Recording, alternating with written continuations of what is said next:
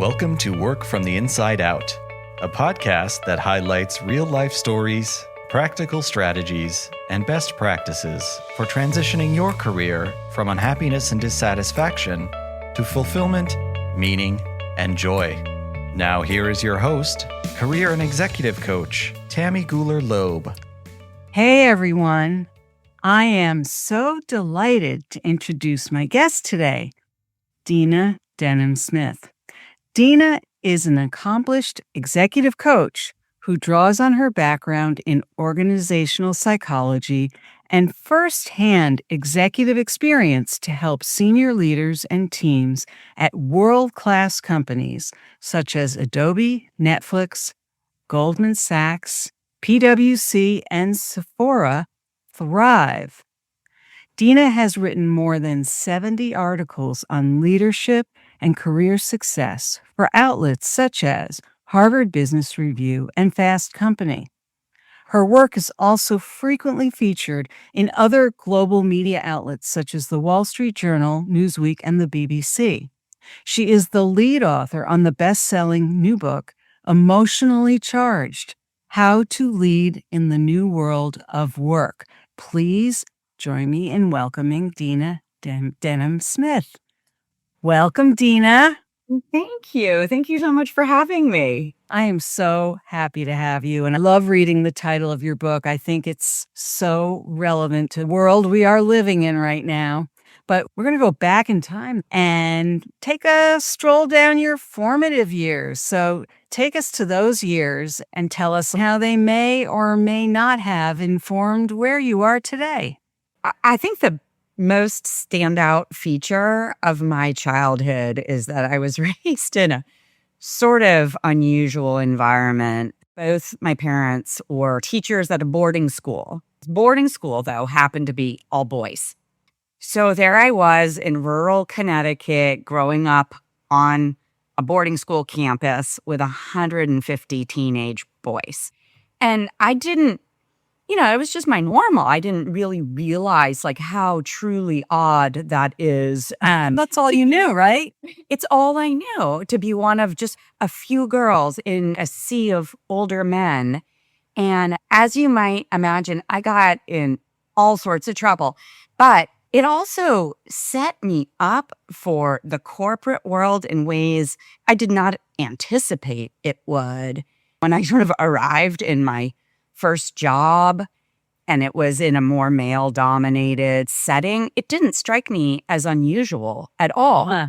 Or, taking up my space at a table filled with more senior leaders, or I was a management consultant, just being so confident of who I was and getting my voice into the mix.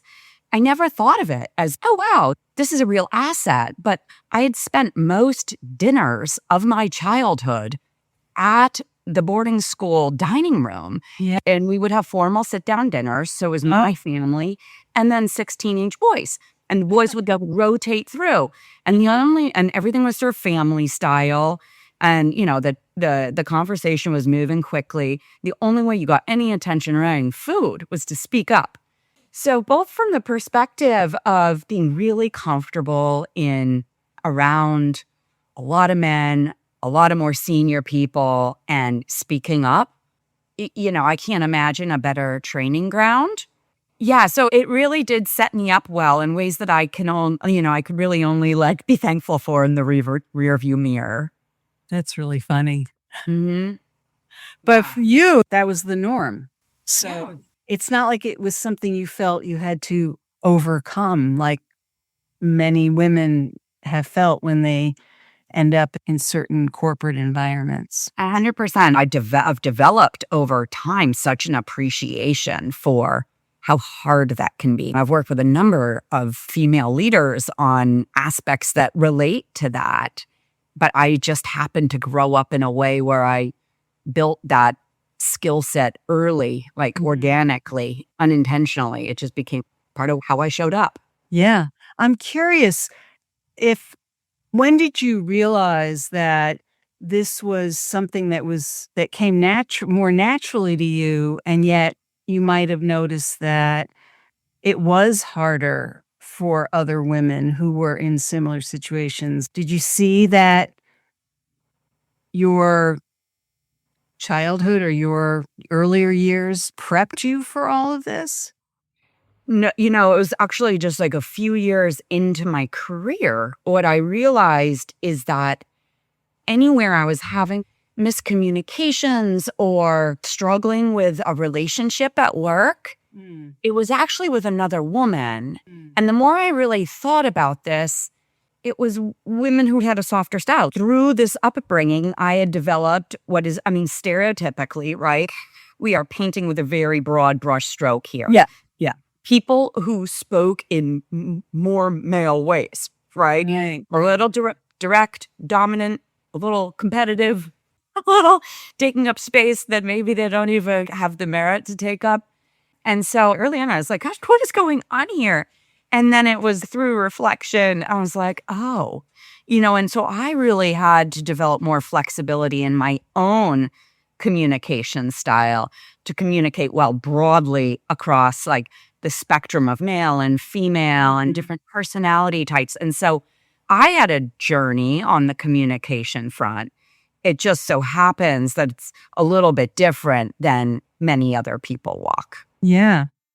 I'm also curious if in your earlier career, you came into a new group and noticed reactions to showing up at the same energy level as the others in the room, if you were the only female at the table.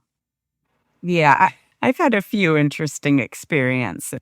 So early on, I actually did a multi-month consulting engagement with a company in Salt Lake City. And in this company, it was extremely hierarchical. It was men in the leadership positions. They all had a female secretary, and they would call their secretary by her first name. And the secretary was expected to call them Mr. This, Mr. That. As you might imagine. That did not sit very well with my young 20-something self at all. Like, it was befuddling to me, like, what is going on here? But I'll have to say, like, the partner I was working under, and he had so much faith and belief in me and a couple of the other, females that were on the project. And he would just put me straight into those rooms where it was just largely men from the client company, had my back. And so it was like a wonderful buffer and such a tangible way in which I can think of how a leader can really support their people, even in milieus that are super challenging in different ways, and what a difference that can make to that individual. Wow. It's funny, as we're talking, obviously people are going to be listening to this, but you and I can see each other in this moment. And I can see as you're talking about it, it's like you're back in that room for a moment. It's like you really remember what that was like back in that room. So I want to go back a little bit. I often do this when I have guests where we end up shooting forward to the professional life. But I'm curious. So you grew up in Connecticut as a young girl around the table with all the boys and this sort of high energy. Now, you weren't schooled at the boarding school, right? I was not. I actually, when it was time, I left and I went to boarding school myself elsewhere. Oh, you did? Oh. I did. I don't know. It's just in the Northeast, boarding schools are like a little bit more normal than many other places. Yeah. And, both my parents had gone to boarding school. I never anticipated I would do anything but go to boarding school. Sure. And funnily enough, I got into lots of trouble there too. And finally, my parents had to sit down with me and they're like, you need to cut it out or we're going to send you to public high school. That's really funny because some kids would have really wanted that. Yes. And then, I went off to college, and when I arrived there, I was like deep in the heart of Texas. I was just really ready to try something else. People were like, they're like, they found out I went to boarding school and they were like, did your parents hate you? Like, it's just very different regionally, whether it's how normal it is, I suppose. Yeah. But for me, it was normal. Yeah. No. And then going off to college, you have all these other young college co-eds sowing their wild oats, and you already had done all that stuff probably. Yeah. I was like, what are these people doing? Like, everybody was losing their mind. Right. So when you said deep in the heart of Texas, you went to school in Texas? Oh, I went to school. Yes. I didn't know if that was just an expression or you were. No. I went to Trinity University, which is in San Antonio, Texas. Ah, okay. Yes. Sort of my primary college criteria, for better or for worse, was like, not here. Like, I just wanted to go, like, anywhere. Like, I love the Northeast, but I was just ready to fly. Yeah, ready for something else. What did you study as an undergrad? Probably unsurprisingly, psychology. So I've just had an interest in what makes people tick really since I was little. Yeah, it was one of the potential careers that I had contemplated when I was a little girl, between like fire person and psychologist. And Yeah. there was like a couple years there I wanted to be a professional wrestler because my dad was a wrestling coach. Like, just weird stuff, right? But psychology there's been a real through line there. Yeah, I see that. And so when you finished your undergrad, did you go on for grad school at that point, or did you take some years in between? I took 1 year in between, but it was largely to kind of get myself organized around going to graduate school. Oh, yeah. So, yes, I headed into a PhD program for industrial organizational psychology. Wow, okay. I'd really concluded, I kind of went through a list of potential psychology careers at some point in college. And I was like, not that, not that, not that, not that. And there weren't that many things like left on the list. But I was super fascinated I'd had an experience in college that made me realize like how truly short life is and how much of our time we spend at work. And so I'd always been really interested in like, how do we make work, right? For companies and for individuals? Like how can we make this all better for all of the stakeholders here? So I was in a PhD program for organizational psychology, and I loved the content of what I was learning. Yeah. But it was so clear that the program was going to set me best up for career as an academic. And that's not what I wanted to do. I really wanted to be able to bring all of this like amazing science and insights into the work world to actually help real live people. Yeah. And so I actually left after I got my master's and went straight into an MBA program because this was when like the soft stuff was a really hard sell. Like, we're talking like sort of late 90s here. And I knew like I needed to be able to build a really hard case, like to a CFO, why they should care about leadership development, why they should care about culture, why they should care about people in general. Yeah. So I combined that master's in org psych with my MBA, and then I've really worked at the sort of the intersection of psychology and business ever since. Wow. So you went right from one master's degree into the next? Yes. While I was doing my master's thesis, I was applying to business schools. And that's a pretty young age to have that vision for all of that too, I would say, especially since most of your life you'd been a student. You didn't have that inside view into that many organizations at that point. Not big corporate organizations, but I'd been working since I was 14. Oh, I grew up like super middle class, right? Like teachers don't make a lot of money. right. And my dad especially is just such a, like, you pull yourself up by your bootstraps, like unparalleled work ethic. And so at the age of 14, I was illegally washing dishes in the back of this restaurant in Connecticut. That job led to hostess. And then I was waiting tables, and I waited table all over the place through college. I did work study in college. So I had various jobs at the university, including like This was a really weird one, actually. I had to take care of all of the rats. Why did I think I thought you were going to say that before you said it? Really? Why? Yeah, I don't know why. Yeah, that was me on the weekends going in to feed and check on the rats. And I had to remove the ones that had passed. It's just like crazy ton. But anyhow, I'd already worked a ton of places. Yeah, I hear that. So you finished the MBA. And is that when you went into consulting from there?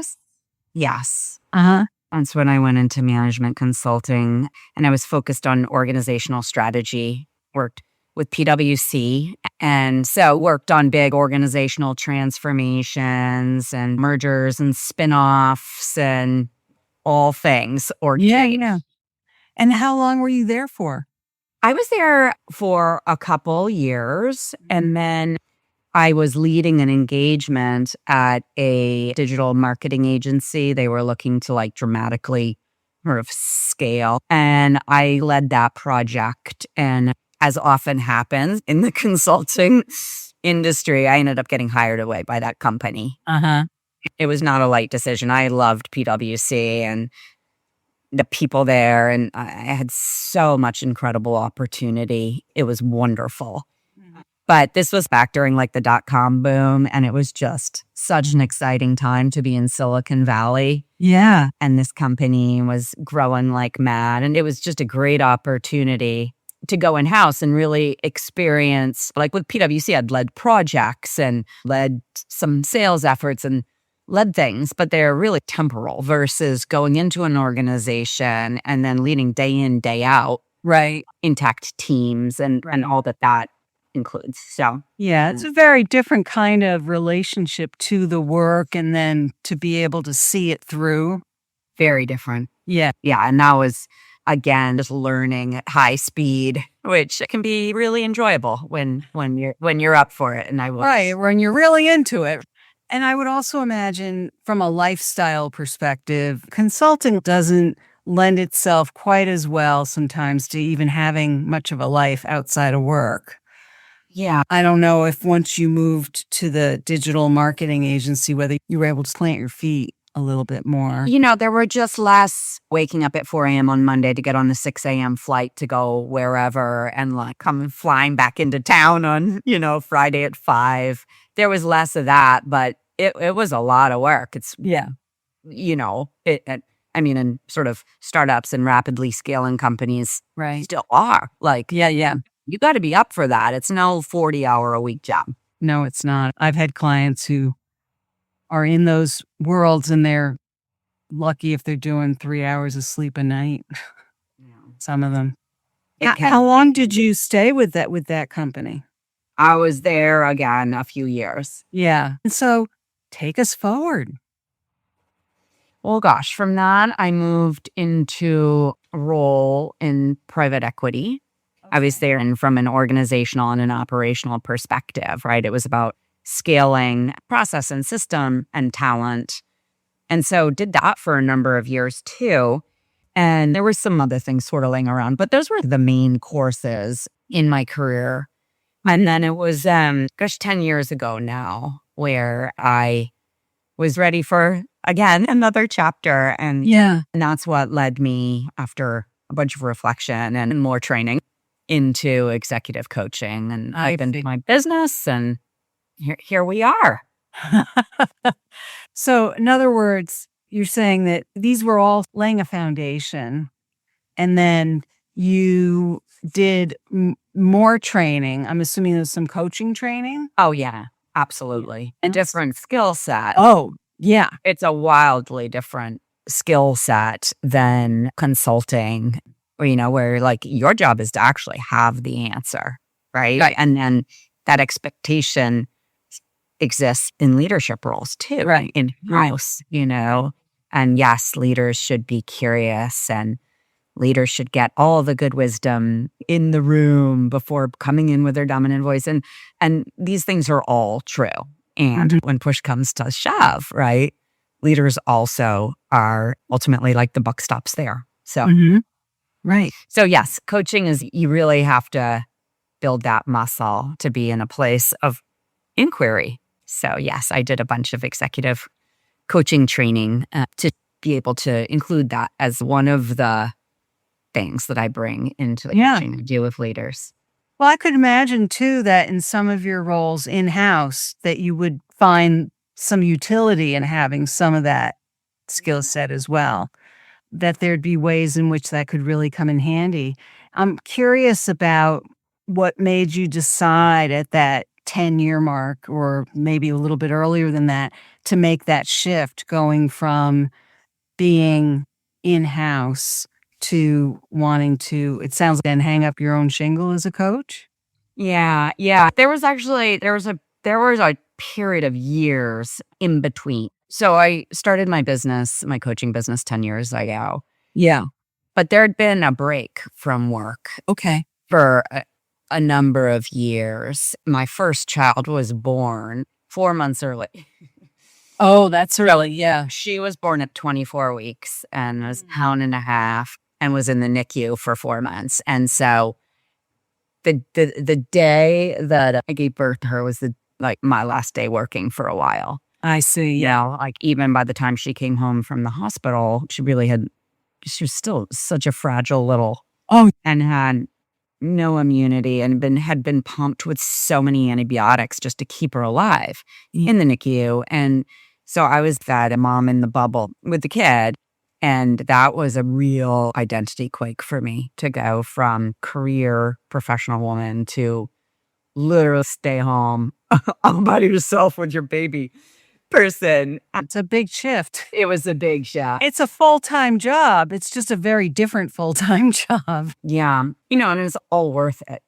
All very worth it. But it kind of took me out of the whole scene for about 5 years. And then I just didn't feel like, I mean, as much as we had another child in this time, and as much as I loved them, I didn't really feel like me just staying home. And so that's when I started to play with, like, okay, given all of my experience and what I care about and my values at this point in my life, what is it that I can do to bring all of these together? And that is what ultimately led me down the executive coaching route. But again, right, it's like this combination of psychology and business, and so much of my business experience helps me really appreciate and provide better guidance to leaders who are still in role. And so I see it as full circle. Yeah, I agree. Yeah, definitely. Yeah. And I think also when you're raising a young family and a coaching business, for some people, can also afford you the opportunity to have that life you call your own, that working identity that is very fulfilling. I'm speaking from personal experience, but also gives you the flexibility to be able to pay attention to your children at the same time and take care of those little people. So in my mind, it could be the best of all worlds that way. Yeah, it's been a wonderful fit. I feel really grateful that I found it and had the runway to experiment with it to see if it was the right thing. Yeah.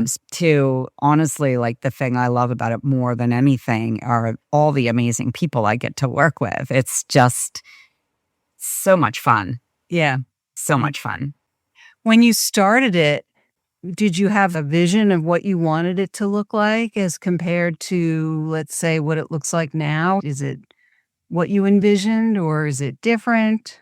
I honestly didn't have a very strong vision. I just knew it combined a lot of my interests and a lot of my strengths, and I was psyched to give it a whirl. I love that. And you've done a tremendous amount of writing. I follow your work. You've been published, and a number of your articles, Harvard Business Review, they've really shined a light on those articles. They're very prominent and they're excellent. And I'm not just saying that to butter you up. I'm saying it because I mean it. But you've done a ton of writing. And I'm curious, I think that was part of my other question is, did you imagine yourself starting a coaching business that included the preponderance of writing that you've also done? No, not at all. Oh, so Not what at made all. you decide to start the writing part? But I actually love problem solving, and I love developing compelling communication. Hmm. And I really enjoy getting ideas to the ground.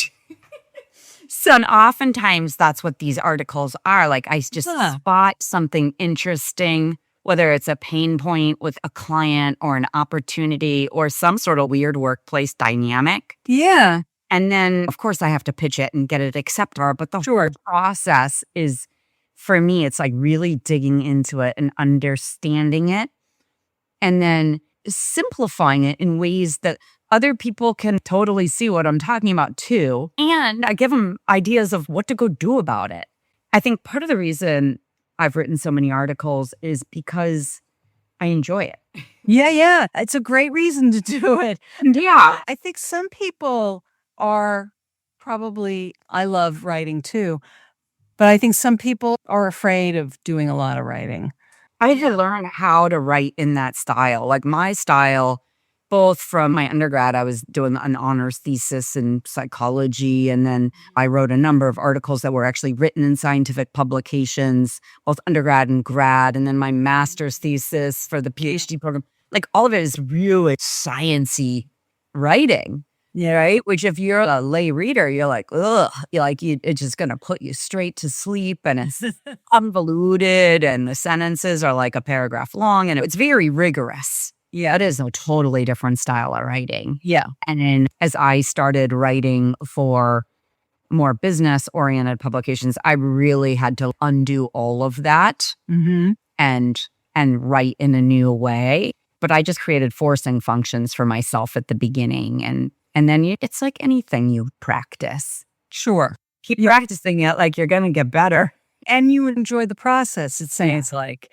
The other thing that occurs to me about the articles is it does give you an opportunity to dip back into your consulting days where you can give out a little bit more advice or tell people, here's what you can do. Whereas as a coach, it's not, people think coaches don't give advice. I know plenty of coaches who give advice. But I think that the way in which you give advice as a coach is still different than you do as a consultant. 100%. No, you totally hit on something. Like, this is my outlet for being like, do this, do that. Yeah, it's an opportunity to say, here's what I really think you ought to do, as opposed to as a coach, you might say, you could consider. Right. This right you too. Yeah, no, I mean, and I am one of those coaches who provides a balance of questions and a balance of here's some things to consider for sure. But yeah, the articles are total an outlet for what I call my advice monster. So, and people count on that too. I think a lot of articles, I know, especially HBR, Harvard Business Review, are how to do this, how to do that, and people find it really helpful and really useful. And keep doing it. Keep doing it. So let's talk about your book. How did that come about?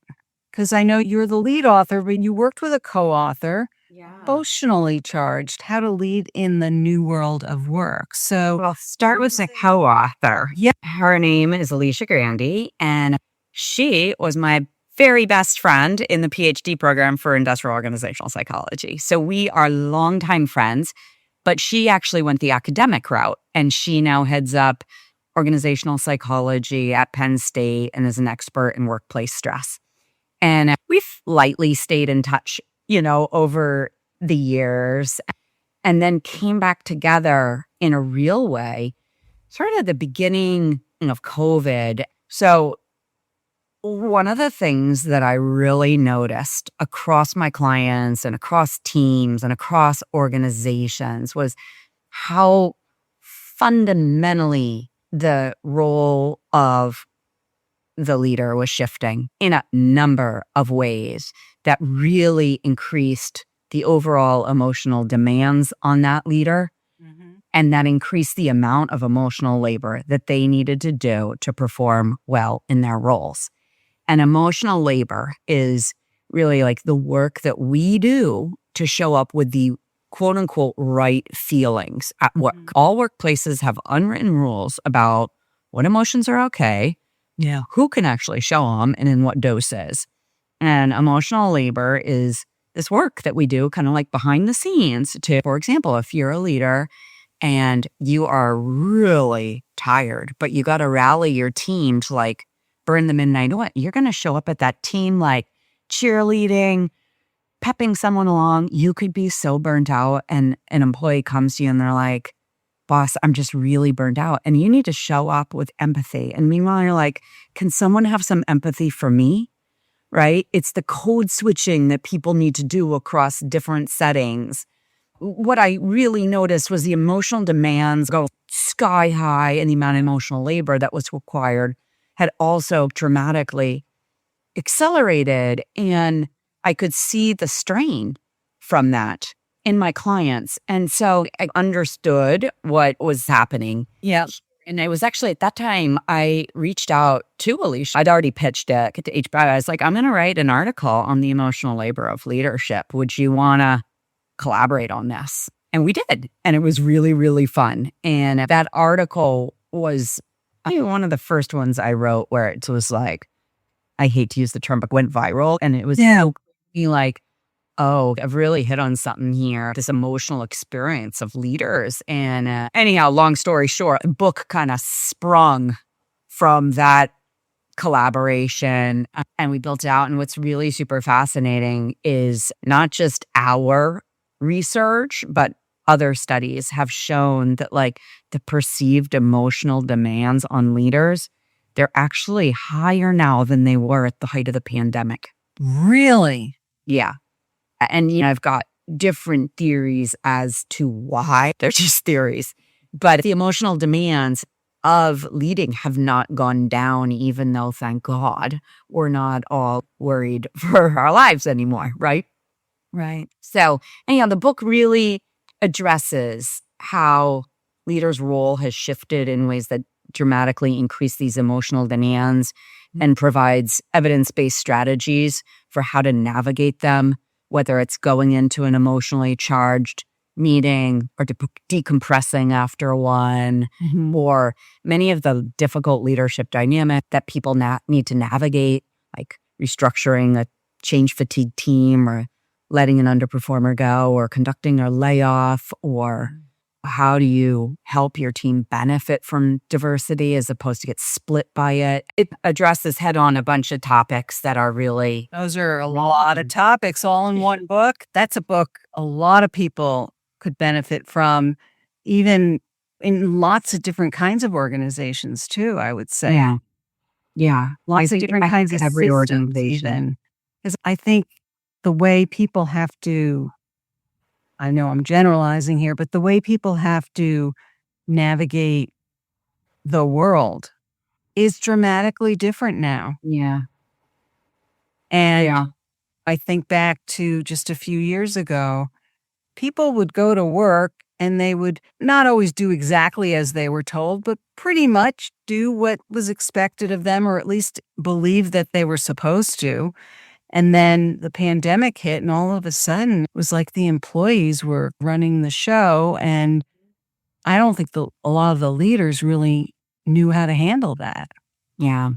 Yeah. And obviously, like, power comes and power goes, right? And right now, the employers, again, seem to be in a position of power. I'd say many of them are not using it responsibly. People have long memories, and it's all going to come back and bite them. But nonetheless, like, employees still have higher expectations when it comes to their own well-being at work and what is a mentally healthy workplace. And sure, we have like job hugging because people are scared to death of being out in the job market. But, the support they anticipate from their leaders and the topics that are actually like on the table today in the workplace, it's different.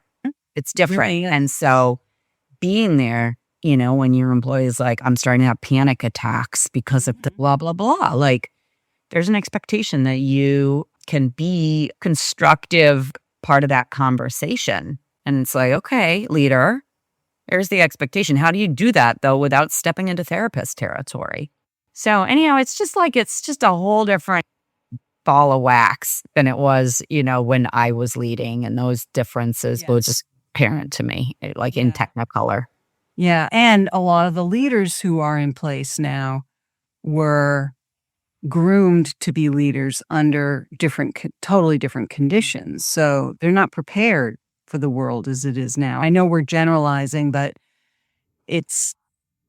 I think a book like yours really helps to give them a context in which to start thinking about how they can adapt and thrive with the way the world is now. Yeah. It sounds, Well, thank you. yeah, absolutely. So if somebody wanted to get in touch or learn more about your work, what would be the best place for them to find you? I know we're going to have all of your links and connections and things within the show notes, but what would be the first place they should look for you? There's really just two places. My website, which is dinadsmith.com. And then I'm on LinkedIn. That's really like the only social media Oh, okay. you'll find me on. I just can't. I'm just sort of selective with. That's it for you. That's plenty. It's plenty for me. So anyhow, you can find and connect with me in either of those places. Great. And one final question I wanted to ask. You've made a number of transitions and changes and decisions throughout your career. We have a lot of people who will be listening here who are either leaders themselves or aspiring leaders or people who are thinking about what's next for them. What would be a key piece of advice that you might give someone who's in the process of thinking about what's next for them? My piece of advice would be like, stop thinking so much. We're all so cognitive, and we can just like think ourselves in circle. So if you keep thinking like, I think I might want to do something different, get out there and start like experimenting with the idea. I'm not talking about just quitting your job and putting your hand up for like a new kind of role. Right. But like, see what you can like connect with people in this field you might be interested in moving into or this role. Find out what it's really like, run a little experiment. Is there a way that you could do something outside of work to experience what this might be like? Mhm. Like taking action will give you data and feedback that's so profoundly useful in shaping your thinking through real world conditions and interactions. So don't just sit down with the fifth career assessment. Get out there and just like start playing and seeing what you learn about yourself. It'll be, in my opinion, a very good use of your time. I couldn't agree more. I think that's the best way for people to really get that view of things. It's also a great way to develop and expand their networks, Absolutely. right? And you just never know where connections will take you, right? That's right. Especially if you come into it with the perspective like, how could this be good for both of us? Exactly. Right? Exactly. And those things are always, not always, but they generally become reciprocal. And if you think of it that way, rather than thinking of it as, oh, I'm the one I have to ask for this help. It's more you're being curious and you're asking for information. And that same person that you're asking for something might turn around and knock on your door the next week. So, Yeah. Well, and offer it, right? exactly. Offer it. Like go into it with really a giving mindset. Yes. It helps take some of the, like I know a lot of people who feel really icky about networking, right? But it's because they're thinking about it as a taking exercise, right? Exactly. But if you kind of go in with like, how can I help you? Like, Right. And even thinking ahead of time, like, I wonder what kind of value I could offer this person. Like it makes it into a relationship as opposed to something that feels icky to engage in and makes all the difference. I completely agree. As I've heard the expression, I don't know who made this one up, but take the work out of networking, right? Yeah. Yeah. But you're left with a net. I don't know what you do with that, but yeah, no. I think Well, you're left with the net. You're left with the connections. yeah, for sure. Well, this has been delightful. Dina, thank you so much for being here And I hope people will avail themselves of your book and your articles and all the wisdom that you are sharing, because your experience is tremendous. Thanks again for being here. Thank you so much. What a lovely way to spend an hour. Thanks for sticking around to the end of my interview with Dina Denham Smith. What is your key takeaway from our conversation? If you are interested in any of the resources mentioned in today's podcast, you can find them in the show notes on my website at tammygoolerloeb.com/podcast. Just look for episode 292. And while you're there, you can also subscribe to the podcast so you don't miss any episodes. Did you know that ratings and reviews on Apple Podcasts can help this podcast reach more people? Please help me to inspire more people to move their careers in meaningful directions by clicking on the Apple Podcasts button right there. Leave an honest rating and brief review. Are you anticipating your next professional move? Check out my award-winning book, Work from the Inside Out: Break Through 9 Common Obstacles and Design a Career That Fulfills You.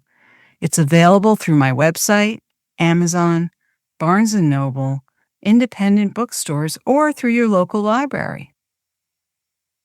You can also help sustain this podcast by buying me a cup of coffee at buymeacoffee.com/TammyGL. Since this podcast is self-funded, your support is acknowledged and appreciated.